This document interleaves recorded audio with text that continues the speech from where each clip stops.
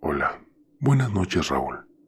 Mando la historia de esta forma con el fin de que sea anónima, ya que aunque todos sabemos en la familia lo que pasó, no quisiera exponerlos de forma tan pública, por lo que también cambié los nombres. Quisiera que lean este relato para saber si a alguien más le ha pasado algo como lo de mi tía. Mi tía María viene de una familia algo complicada. Ella es la cuarta hija de 5, de los cuales el único hombre estuvo en la cárcel por venta de drogas, y las 2 hermanas mayores y la menor sufrían de abusos de sus parejas y se divorciaron. Durante su juventud, mi tía tuvo problemas de depresión, e incluso la gente decía que estaba loca, por lo que cuando empezaron sus problemas, creía que se trataba de su condición. De esta manera mi tía salió adelante, y cuando tenía 18 años conoció a mi tío Alberto, que es el hermano de mi mamá, y al año se casaron. Al poco tiempo tuvieron a su primera hija, y fue aquí cuando empezaron las cosas. La casa de mis abuelos era un terreno bastante grande, por lo que mis tíos vivían en unos cuartos en la parte trasera de la casa, y cuando mi tío trabajaba de noche, siempre nos pedía a algunos de los sobrinos que nos quedáramos con ella y con el bebé recién nacido para dormir. Durante ese tiempo, mi mamá estaba embarazada de alto riesgo, por lo que mi abuela la cuidaba, y por eso me tocó varias veces quedarme a dormir con mi tía. Ahora que lo pienso, esos cuartos tenían una vibra medio extraña. Cuando nadie se podía quedar con ella, mi tía siempre amanecía pálida y con ojeras. Ella comentaba que cuando estaba dormida, de repente sentía la presencia de alguien en el cuarto, y al despertarse, veía un hombre de pie en la puerta de su cuarto, completamente de negro, al que no le veía el rostro, pero siempre parecía dirigir su atención a mi prima recién nacida. Cuando mi tía veía que el hombre avanzaba, tomaba a la bebé en brazos y no dejaba de rezar hasta que desapareciera. Comúnmente, mis otras tías le decían que solo se trataba de pesadillas, porque no le gustaba estar sola y que todo lo que también veía era por las películas de terror que le gustaban. La situación se empezó a complicar, ya que cuando las hermanas de mi tía se quedaban a dormir para acompañarla, también comenzaron a ver a este ser. Ellas mencionan que aunque no le podían ver el rostro, causaba un terror inmenso verlo en la puerta. Incluso no podían moverse, como si tuvieran parálisis del sueño, lo que hacía que ya nadie se quisiera quedar con ella alguna otra noche. El único que no había visto nada, hasta el momento, era mi tío Alberto. Él estaba incrédulo con todo lo que decían, y aunque apoyaba a mi tía, no creía completamente todo lo que ella veía. Durante un tiempo, mi tío cambió de turno en el trabajo para poderse quedar en las noches con ella, y por varios días estuvo en completa calma, incluso ella dormía mejor. Una noche en la que ellos estaban dormidos, mi tía volvió a sentir la presencia, y al abrir los ojos, vio al hombre de negro parado en la puerta mirando a mi prima. Mi tía empezó a hablarle a mi tío para que se despertara. Alberto, Alberto, levántate por favor, ahí está otra vez, le dijo mi tía María susurrándole al oído, a lo que mi tío medio dormido abrió los ojos y los dirigió a la puerta.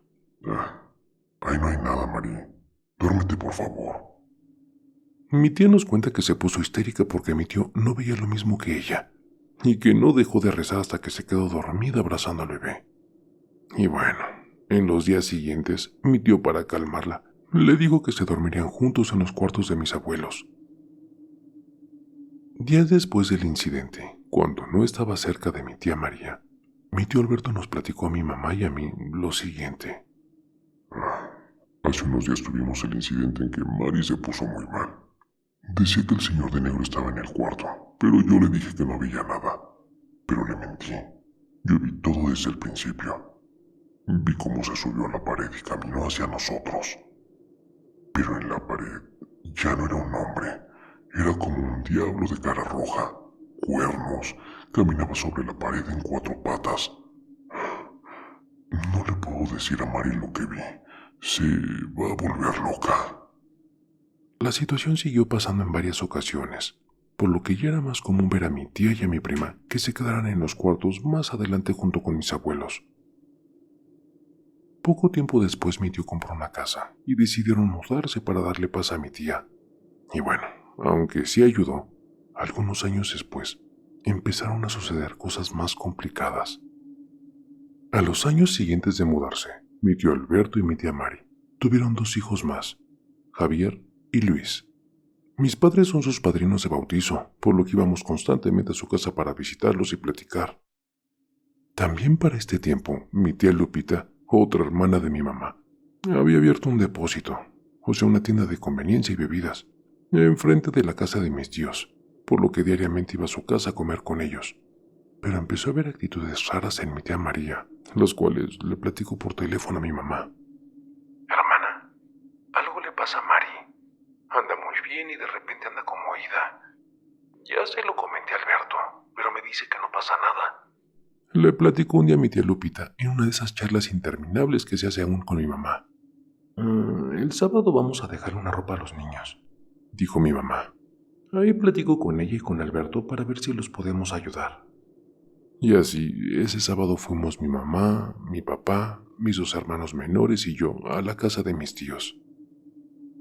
La mayoría del tiempo que estuvimos en la casa, mi tía Mari se comportaba bien y normal, hasta que después de cenar, mi mamá me dijo: llévate a tus hermanos y a tus primos al cuarto, vayan a ver películas porque los adultos vamos a platicar. El único que se quedó en la mesa era mi hermano, porque como era bastante niño, no le gustaba despejarse de mi mamá. Recuerdo muy bien que le puse a mis primos la película del Rey León, pero como yo quería saber qué pasaba, me senté pegada a la puerta para escuchar y no dejar que ninguno de los niños se saliera del cuarto. Algún tiempo después mi hermano me confesó que él hubiera preferido ir a ver la película con nosotros que ver lo que le pasaba a mi tía. Comadre, ¿cómo te has sentido? Me ha dicho Lupita que estás algo enferma. ¿Te podemos ayudar en algo? Le preguntó mi mamá a mi tía, que aún estaban sentados en el comedor. Platícales, amor, le dijo mi tío Alberto. Tal vez te puedan ayudar. Ay, comadre, empezó a platicar mi tía Mari, con una angustia en su voz. No sé qué hacer. Empecé primero con pesadillas muy horribles y siento cosas raras, como que me miran. Y creo que se está poniendo cada vez peor. No dejo de escuchar voces, tengo alucinaciones. A veces estoy normal y de repente me encuentro en otro lugar sin saber cómo llegué ahí. Otras veces cierro los ojos y me veo colgada del tubo del baño. Pero lo que más miedo me da son... En ese momento, a mi tía se le distorsionó la voz y una ficha de refresco que tenía en las manos la empezó a apretar tan fuerte que la dobló completamente. Las voces que me dicen que me haga daño. Las voces que me dicen que me haga daño y a mis niños también. Para este momento mi tío se levantó de la mesa rápidamente y puso la Biblia enfrente de mi tía. Asimismo mi hermano llegó corriendo al cuarto con lágrimas en los ojos. Amor, estás bien, repetía mi tío, y así de repente como si nada hubiera pasado. ¿Nachis? Dijo mi tía. ¿Qué está haciendo esta Biblia aquí? Esa noche nos fuimos con el pendiente de lo que sucedió, y como yo solo había escuchado, le pregunté a mi mamá que por qué mi hermano había entrado corriendo. ¿Escuchaste cuando tu tía dijo que las voces le decían que se hiciera daño? Bueno, pues en ese momento tu tía se le empezó a contorsionar la cara y las manos, por lo que tu hermano se asustó. Tu tía está mal, necesita ayuda. Desgraciadamente, como dijo mi tía, las cosas fueron empeorando, y para ese entonces, mi prima, que ya tenía alrededor de 6 o 7 años, le tocó una parte bastante fea de esa situación. Mi tío Alberto le seguía dando su trabajo por turnos, por lo que las noches que él se encontraba trabajando, a mi prima le tocaba escuchar cómo mi tía, en su recámara, comenzaba a hacer ruidos de gruñidos y maullidos como si fuera un gato. Cuando pasaba eso, mi pequeña prima se salía de su cuarto y escondía todos los cuchillos, tenedores y cosas con filo. Esta instrucción se le dio a mi tía cuando estaba en sus 5 sentidos. Mi tío Alberto ya no sabía qué hacer, porque no podía dejar a mi tía sola con los niños porque era peligrosa, pero sobre todo porque no sabía cómo poder ayudarla.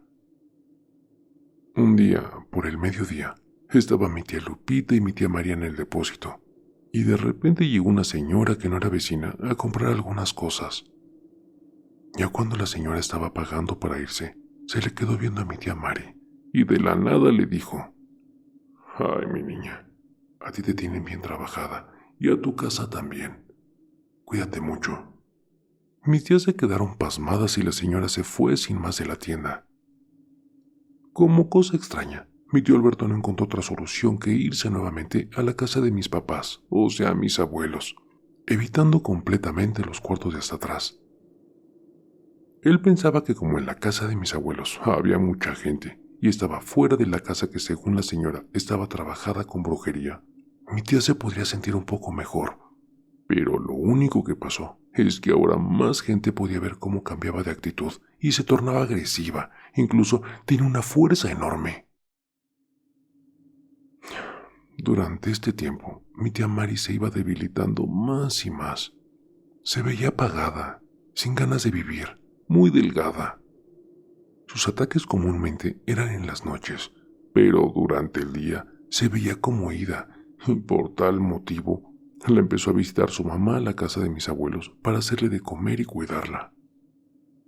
Una tarde que la madre de mi tía estaba en casa de mis abuelos, llegó y tocó la puerta una gitana que pasaba de casa en casa a pedir dinero a cambio de leer la mano. Quien salió a hablar con ella fue mi tía María, y cuando la gitana la vio, le dijo muy sorprendida: «Mija, sí que te tiene bien trabajada. Alguien no quiere que sigas viviendo». En eso sale la mamá de mi tía y al verla, se dirige a ella y le dice: «Mujer, tú sabes cómo quitarle lo que trae. ¿Por qué no la ayudas si es tu hija?» La madre de mi tía le contestó: «No, ¿cómo crees? Yo ya no hago esas cosas». «Pues puedes desenterrar el libro que tienes y la puedes ayudar». Fueron las últimas palabras que le dijo la gitana antes de irse. Cabe aclarar que era la primera y única vez que la gitana pasó por la colonia a pedir dinero. Mi tía siguió muy mal.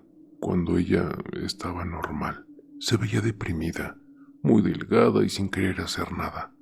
Pero cuando le daban sus ataques, hacía ruidos de gato, se contorsionaba y tenía una fuerza enorme. Todos le teníamos miedo y desgraciadamente no queríamos estar cerca de ella. Mi familia siempre había creído que si existe el bien, también el mal, y que existen personas que pueden hacer trabajos en ambos casos. Tanto mi mamá como parte de la familia conocían a una señora que curaba males, a la cual le decían la señora de las tijeras. A ver, en resumen, cuando una persona sentía que le hicieron un mal, ella encontraba el lugar en el cuerpo donde estaba ubicado el trabajo, y con las tijeras te fingía un corte y sacaba el trabajo de brujería que tenías. Mi mamá me contó de ocasiones en las que le tocó ver cómo sacaba no solo pelo o hilos, también velas. Y bueno, mi tío Alberto, en su desesperación y al ver que médicamente mi tía solo estaba bajando mucho de peso, llevó a mi tía Mari con la señora de las tijeras. A esta visita, mi tío llevó a mi mamá para acompañarlo. «Ay, ¿por qué se tardaron tanto para traerla?», los regañó la señora al verlos. «Si esta mujer viene muy mal». Es que no teníamos idea de lo que era. Dijo mi tío ya angustiado. ¿Usted puede ayudarla? La señora acostó a mi tía Mari en una cama y empezó a revisarla. La volteó boca abajo y le empezó a raspar con las tijeras en la parte del cuello y la espalda. Mi mamá me cuenta que nada más empezó la señora a raspar y la habitación en la que estaban se empezó a llenar de un olor a podrido, que la señora comenzó a sacar cabello y más cabello de color negro. Me contó también que lo impresionante es que entre los jirones de pelo sacó también velas negras y un sapo muerto. Mi tía Mari estaba como en trance y mi tío Alberto estaba en blanco al ver lo que estaba pasando. Cuando la señora terminó, mi tía se levantó como si nada, le regresó el color a la piel. «Mija», le dijo la señora de las tijeras a mi tía, «salte un momento, por favor. Toma aire y ahorita dejo salir a tu esposo y a tu cuñada. También los voy a limpiar». Una vez que salió mi tía, la señora se dirigió a mi tío y a mi mamá. Su esposa no está bien. Lo que hice le ayudó, pero se va a poner mal de nuevo. La tienen muy trabajada y yo no tengo fuerza para ayudarla. Te voy a dar el teléfono del señor Félix. Él es quien más te puede ayudar. Solo no le digas nada a ella. Mi tío y mamá le agradecieron a la señora y le dieron algo de dinero. A ver, ella no les cobró, les dijo que lo que quisieran dar. Y después de eso se fueron a la casa de mis abuelos. Y así es, efectivamente, vimos cómo mi tía se sentía mejor, platicaba más, tenía hambre. Regresaron a visitarla a sus hermanas y su mamá, pero así como se sintió mejor, comenzó nuevamente a sentirse mal. Todos tenemos la teoría de que lo que hizo la señora de las tijeras ayudó a mi tía para que tuviera fuerzas para lo que se venía con el señor Félix. Una vez empezó a sentirse nuevamente mal, mi tío llamó al señor Félix para que hiciera una visita a la casa de mis abuelos. El señor le dijo que sí, pero que primero quería revisar a mi tía en su casa y que solo fuera mi tío, mi tía y un acompañante. Cuando llegaron allá, mi tía Mari no quería entrar a la casa del señor. Alberto, ¿por qué me trajiste aquí? Decía mi tía parada en la entrada de la puerta. Me siento mal. Mejor llévame a la casa. No pasa nada, amor. Le empujaba un poco mi tío. Aquí nos van a ayudar con lo que traes, por favor. En eso salió el señor Félix y se le queda viendo a mi tía. No quieres pasar porque mi casa está protegida, pero te va a hacer bien entrar. No dejes que te domine. Un poco a la fuerza hicieron entrar a la casa a mi tía. El cuarto es una habitación llena de cuartos y figuras de santos, ángeles y cruces. Una vez que acostó a mi tía en una camita, les comenzó a preguntar a todos los presentes que desde cuándo había empezado todo, si tenían amigos o gente que odiara a mi tía. Y a ver, aunque sí había personas a las que mi tía no le caía nada bien, no pensaban que alguien pudiera llegar a tanto. El señor Félix comenzó a hacer oraciones con mi tía, limpias con hierbas, y al final de la sesión le mencionó que debían ir cada 3 días, ya que a mi tía le habían hecho un mal en la comida, y que por eso cualquier lugar al que fuera, ella se pondría mal. Y una de las cosas que también les mencionó es que no le dijeran a nadie que iban con él, ya que aunque por el momento no sabían quién le había hecho eso, sí sabían que esa persona era bastante poderosa. Así comenzaron las curaciones de mi tía, y aunque esas hacían que mi tía estuviera cansada, la actitud de ella empezó a ser la misma de siempre, amorosa con sus hijos y muy ocurrente. En verdad, nos daba mucha felicidad ver su mejoría y también su cambio de salud. Por fin llegó la última sesión, y el señor Félix le dijo a mis tíos que esta vez iría a la casa de mis abuelos para limpiarla, y así dejarla protegida contra quien le hizo el daño a mi tía. Así que llegó al domicilio y empezó a orar, arrojando humo en cada rincón de la casa. Una vez terminado, le entregó una figura grande de San Miguel Arcángel para que siempre la protegiera, y les entregó una cruz muy importante. Esta la debían enterrar en el patio de la casa como protección. A ver, quiero decirles algo. Les comentó el señor Félix una vez terminada su limpieza. No sé el nombre de la persona que les hizo esto, pero se les puede hacer la descripción. Y si ustedes ubican a alguien con esas características, les pido por favor que no le vuelvan a comer nada. Ella hizo este plan para matarla. Si usted vuelve a caer en algo de esto, en verdad, ya no la voy a poder ayudar. Mi tío cuenta que cuando le hicieron la descripción a él, se le vino inmediatamente alguien a la cabeza, pero se guardó el comentario. Y aunque mi tía Mari no dijo nada, él sabe que ella también pensó en la misma persona. Pasado algún tiempo y que mi tía seguía mejorando, llegó la mamá de mi tía a visitarla. Mi tía Mari y mi tío Alberto le abrieron al verla. «Ah, ¿te ves bien, hija?», dijo la señora cuando miró a mi tía. Y antes de entrar, la señora se quedó parada en la entrada. «¿Por qué tienen enterrada en el patio una cruz?». Mi tío dice que vio como a mi tía Mari se le abrieron mucho los ojos y confirmó lo que él también creía, que quien le había hecho el mal a mi tía era su propia madre. Me cuenta mi tío que la señora insistió mucho en que se debería de sacar esa cruz y que al negarse, la señora se fue sin entrar a la casa. Han pasado algunos años de esto, y aunque mi tía se encuentra bien, le quedó una secuela. Es muy sensible para las cosas como fantasmas o personas que están a punto de morir. Mi tía es muy buena y sigue en contacto con su mamá, y aunque no se sabe el motivo exacto por el cual la mamá le hizo eso, nosotros creemos que es por envidia, ya que el matrimonio de mi tía es muy estable. Sus hijos son buenos muchachos, trabajadores, estudiosos, y no han tenido escasez económica grave, cosas que a sus demás hermanas sí les han pasado. Y bueno, hasta aquí mi historia. Muchas gracias por leerme.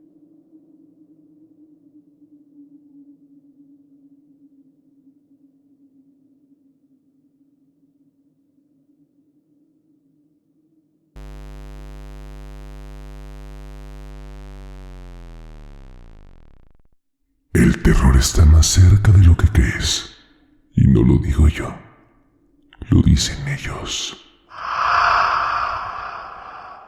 Escucha bien, Raúl, esto es para ti, con tu canal de terapia de terror, sí. Así es, relatos siniestros, historias escalofriantes, un podcast que te mantiene al filo emocionante. Pesadilla de terror, cada historia me atrapa. Raúl en YouTube llevándonos a otra escapa. Me enloqueces con tus cuentos del miedo, un suspenso intenso que me pone los pelos de punta.